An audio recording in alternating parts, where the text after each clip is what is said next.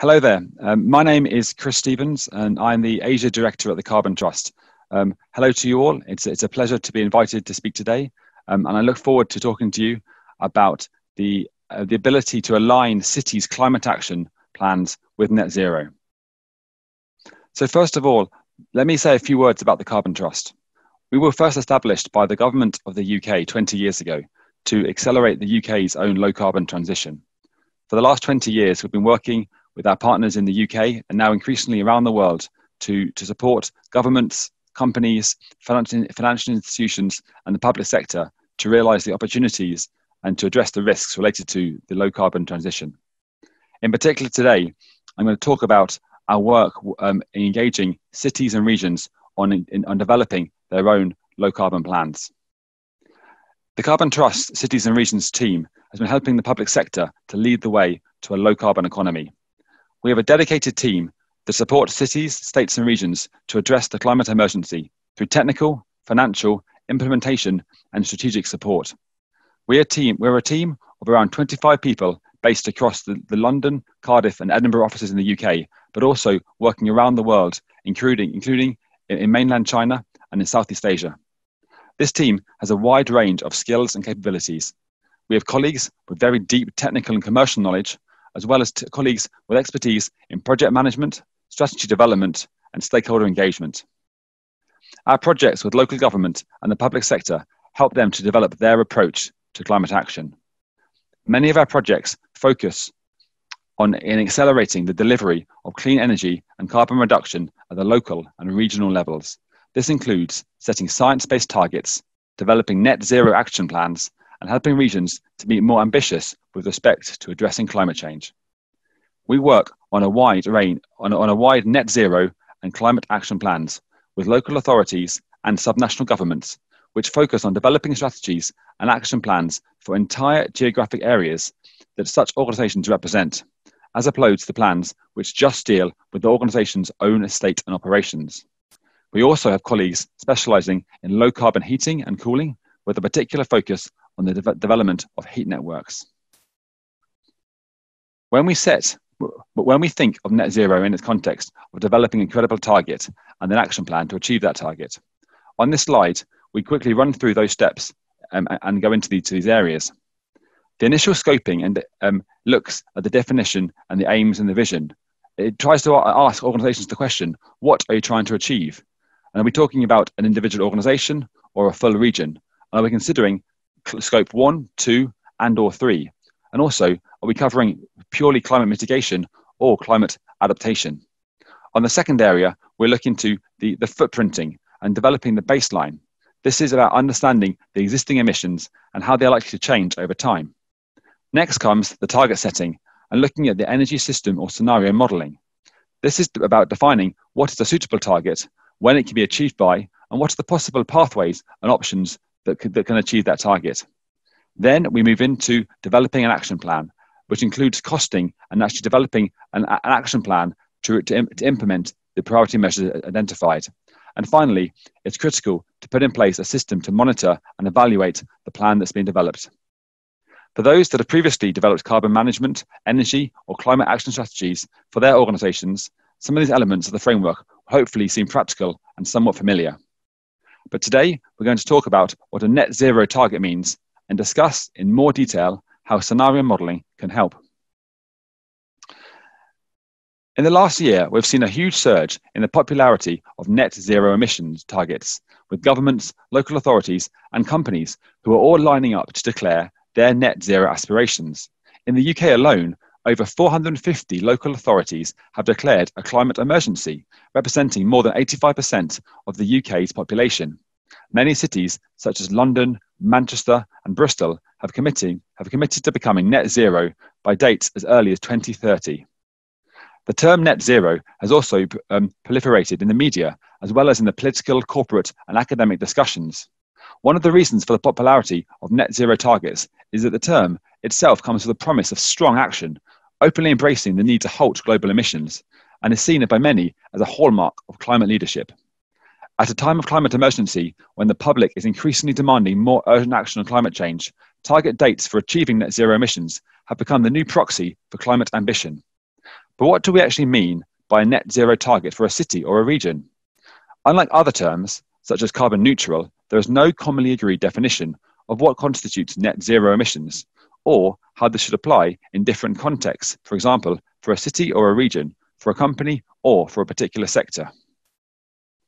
In my next section, I'll look into these terms in a bit more detail. So firstly, what does net zero mean? It's quite helpful to think about this term and looking at the words in reverse order. Firstly, let's think about the word zero. Zero means that we're trying to get to zero emissions, and net describes we're going to get to zero by balancing the emissions with the removal of carbon emissions. Our working definition of a net zero city is here on this slide. This states that a net zero city or region will set and pursue an ambitious 1.5 degree aligned science-based target for all the emissions covered within the Basic Plus reporting level of the Global Protocol for Community-Scale Greenhouse Gas Emissions Inventories, also known as the GPC. Any remaining hard-to-decarbonise emissions can be compensated with certified greenhouse gas removals, or GGRs. This definition essentially has three components. Firstly, it relates to setting an ambitious 1.5 degree aligned science-based target for emission reductions across the geographic area and maximising the effort to reduce emissions in line with that target. Secondly, we align with the GHG Protocol's accounting and reporting standard for cities to define which emissions sources should be incorporated within the target. Thirdly, any remaining hard-to-decarbonise emissions can be compensated with greenhouse gas removals only. Emissions should be reduced to the greatest possible extent in line with the 1.5 degree target before any residual emissions can be compensated using GGRs. This has always been a key tenet of responsible offsetting. Some sectors, such as aviation, will inevitably find it harder to reduce their emissions and so will require a higher proportion of removals. These truly hard to decarbonise emissions need to be defined. Next, we'll move on to discussing each component of the definition in turn. So firstly, what are Scope 1, 2 and 3 emissions? On the left, we have how our net zero definition describes what emissions are covered.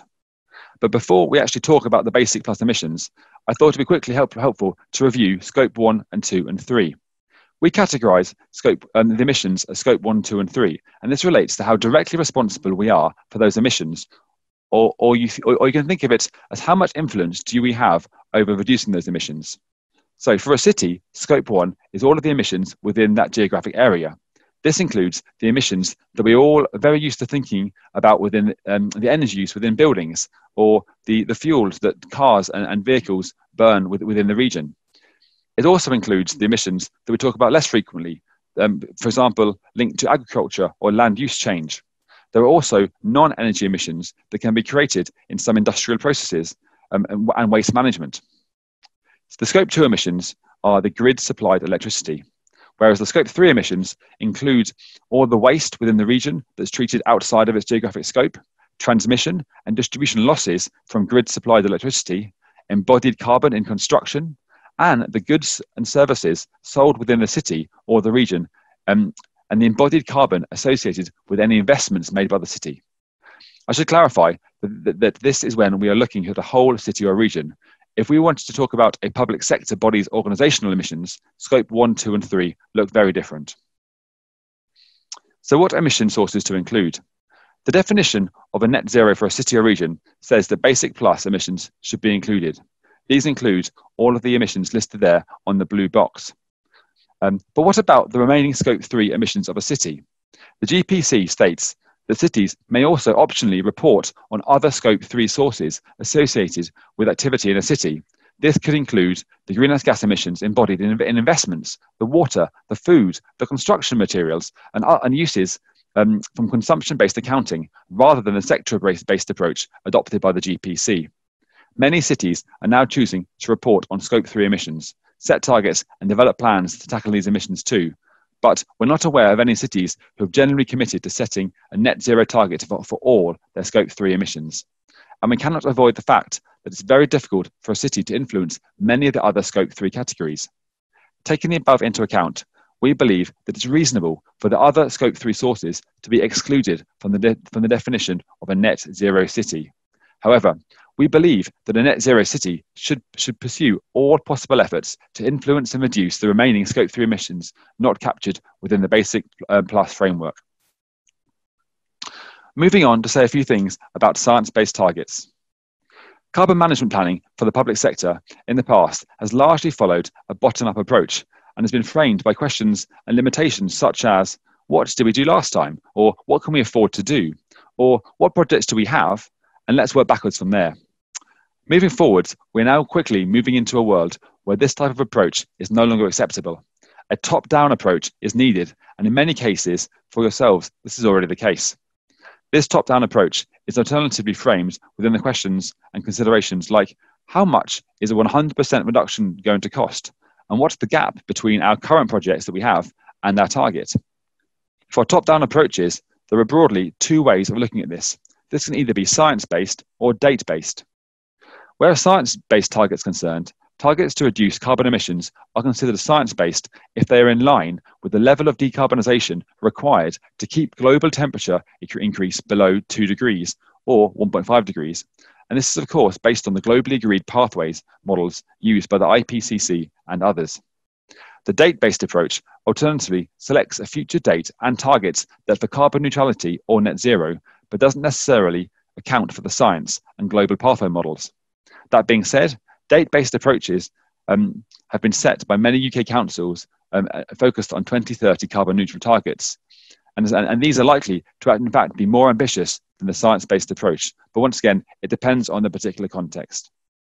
A science-based approach still includes a target date, but works backwards from the need to align decarbonisation with the global sector pathways to determine that date. Now, this section here focuses on the role of carbon offsetting and greenhouse gas removals.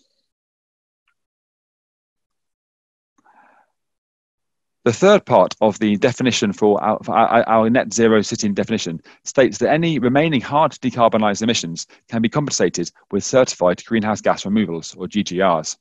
Certified GGRs is a relatively new concept, and we understand this in the context of carbon offsetting. Carbon offsets can be used to compensate for emissions, and offsets are created by a reduction in greenhouse gases emissions or a removal. A carbon credit is a transferable instrument certified by governments or independent certification bodies to represent an emission reduction or sequestration of 1 metric tonne of carbon dioxide or an equivalent amount of another greenhouse gas. The purchaser of that carbon credit can retire it to claim the underlying reduction towards their own greenhouse gas reduction goals. In this diagram here, the blue circles are carbon offsetting that you're probably more familiar with. These actions are emission reductions actions and include things like avoided deforestation.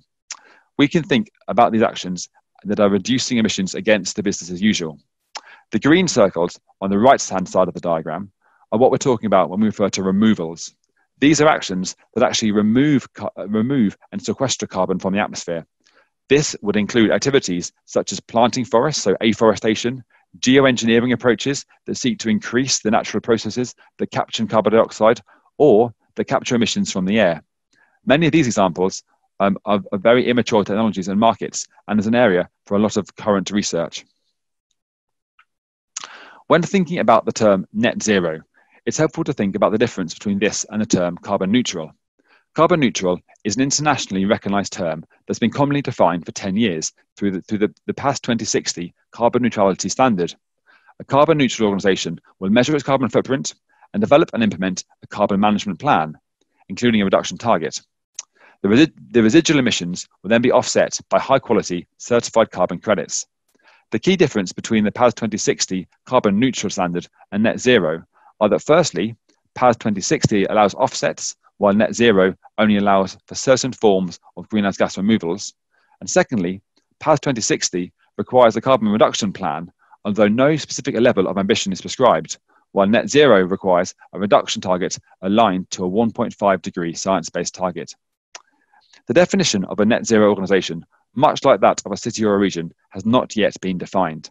But this is being worked on by various actors, including the Science Based Targets Initiative, who released a discussion paper on this in September 2019. Our definition of a net zero organization, which is aligned with the Science Based Targets initiative, is that a net zero organization will set and pursue an ambitious 1.5 degree aligned science-based target for its full value chain emissions, in other words, scopes 1, 2, and 3, and any remaining hard to decarbonize emissions can be compensated with certified greenhouse gas removals. This definition would apply to any local authority or public body seeking to set a net zero target for its own estate and operations, rather than that of the entire geographic area they represent.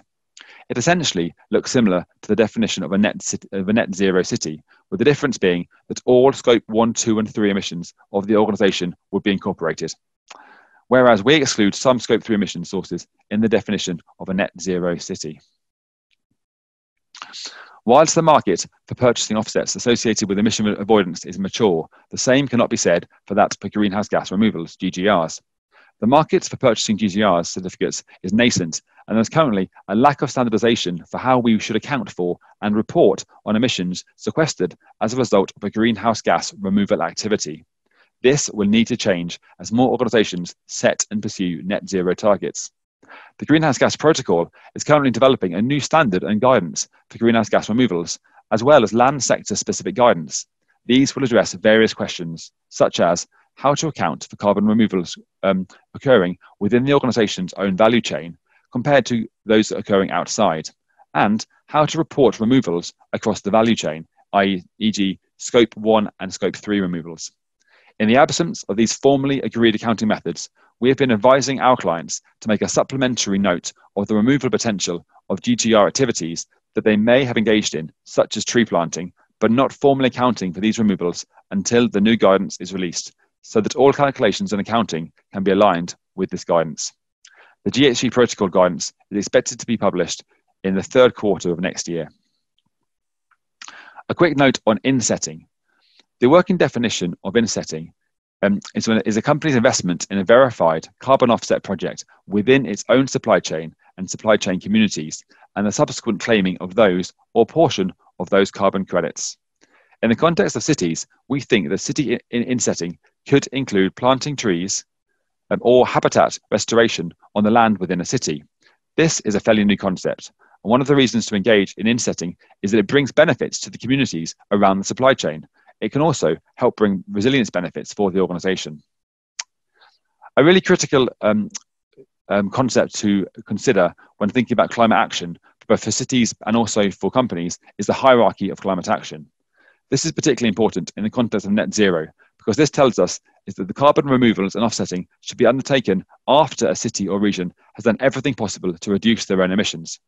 For example, a theoretical city that reduces emissions by just 10% and then uses offsets to make up 90% of its emissions wouldn't be meeting the spirit of a net zero, which is a high climate ambition.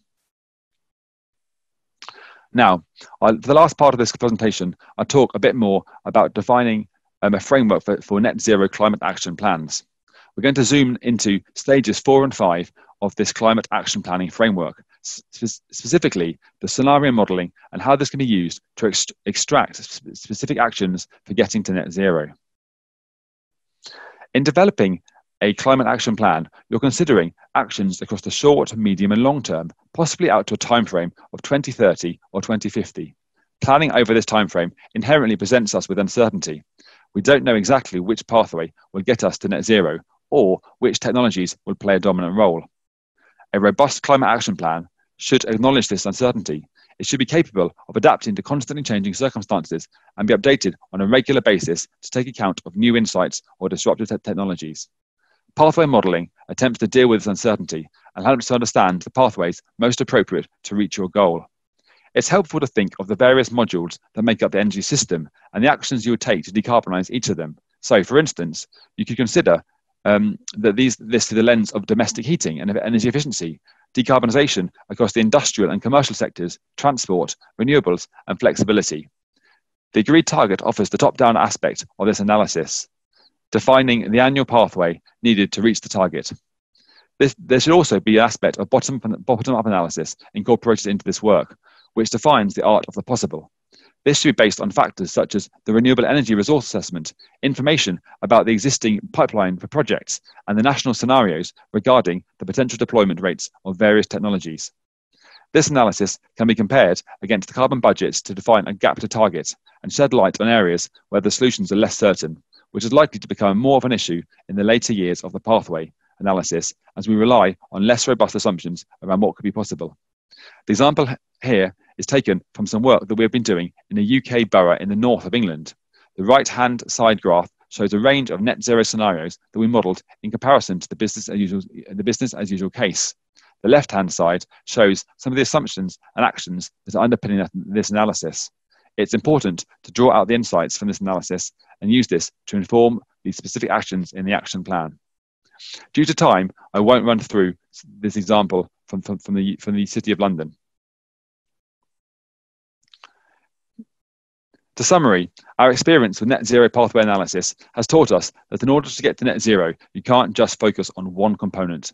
The reality is we need to take radical action across all the emission sources to get to net zero. And even still, there's likely to be reliance on removals to compensate for hard to eliminate emission sources. In terms of best practice, the use of pathway analysis to understand what action needs to be taken and to connect this to an action plan which details what needs to happen, by when and by whom, in order to reach net zero. Engaging your stakeholders and using locally appropriate evidence to inform this activity and building support for its delivery is fundamental. Finally, the Carbon Trust has been inundated with inquiries from how to address the climate emergency from the UK cities and local authorities over the recent months. We're now supporting a significant number of public bodies and local authorities to deliver bespoke packages of work to try and get a handle on this and make some sense of it. This ranges from early stage scoping work to better define an approach to net zero through to strategy and action plan development, which broadly tends to cover vision and objective setting, stakeholder engagement, footprinting, target setting, and scenario and energy system modelling, and action plan development. And often, alongside this, we have a big focus on accelerating delivery through detailed planning, business case development, project management, procurement support, monitoring, and evaluation. So, if you're struggling with some of these areas and are interested to speak to one of the Carbon Trust advisors, please do contact us. Once again, thank you very much for listening today, and I hope that you enjoyed the rest of the conference. Thank you.